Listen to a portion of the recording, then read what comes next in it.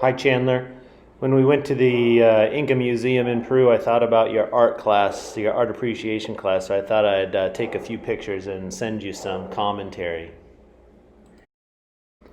A lot of the Inca culture was destroyed by the Spanish when they conquered the Incas in the 1500s. But way up high in the mountains is Machu Picchu, and the Spanish didn't find that little town. So they got a lot of pottery and some weavings from the Inca from up there.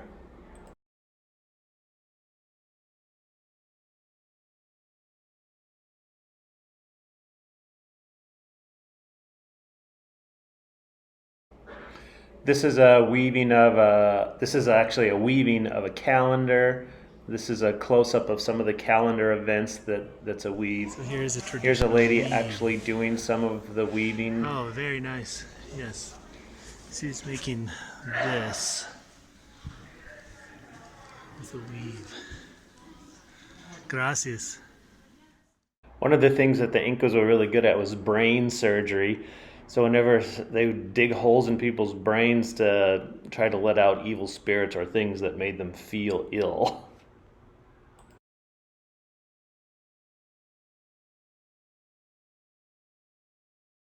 One of the most famous things the Incas are known for is how they build things, and they put these gigantic stones together without any cement, and they made all these crazy angles that fit together like a puzzle, so nothing would move. This is actually a church outside the museum in Cusco, where the Spanish they tore down some of the Inca walls and put churches there instead. You can see the building style, and then just up the alleyway is some of the original Inca wall, and you can see just how tight these stones are made. This one weighs 6 tons and has 12 corners. Absolutely crazy. This is what the Inca people look like.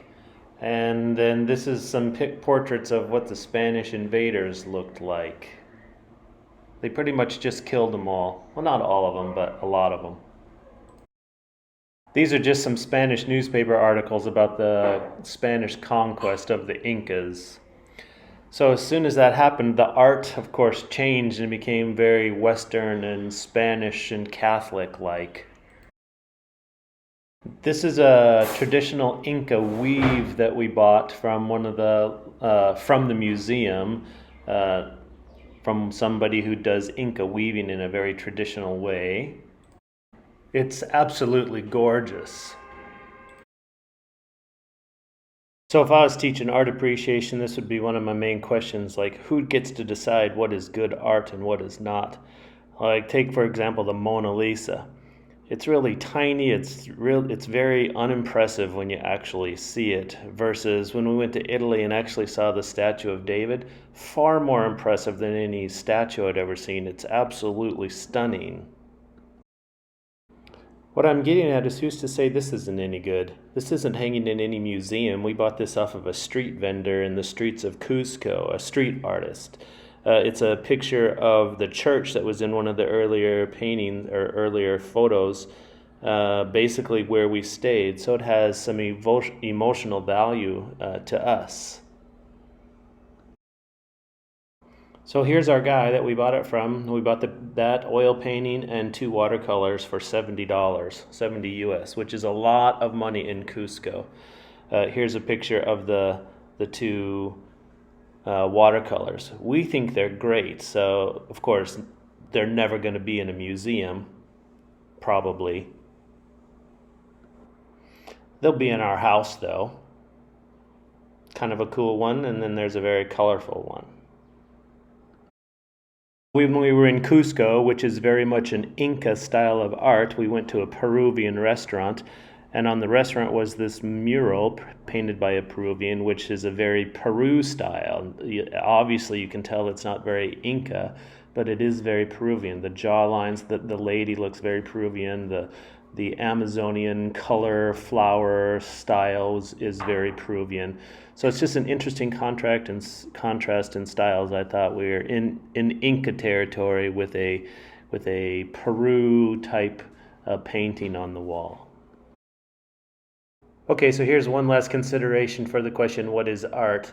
This little line drawing was given to us by a bartender when we when we went to this little local bar in Paracas. And he was a refugee from Venezuela, and we were talking to him for a long time. And his dad, had to get out of Venezuela because of all the politics, and his dad is really sick, and he's working illegally in Peru as a bartender. And we befriended him, and he gave us this painting. So we gave him 50 soles for that, which is about $12.50. So again, what is art? It's certainly going to hang in our house just because of the story that goes with it. Probably never going to hang in some famous museum. But, why? Technically, certainly, it's not as good. So that certainly could be one reason why famous art experts wouldn't think it's any good, just like the lady on the wall and just like the watercolorings.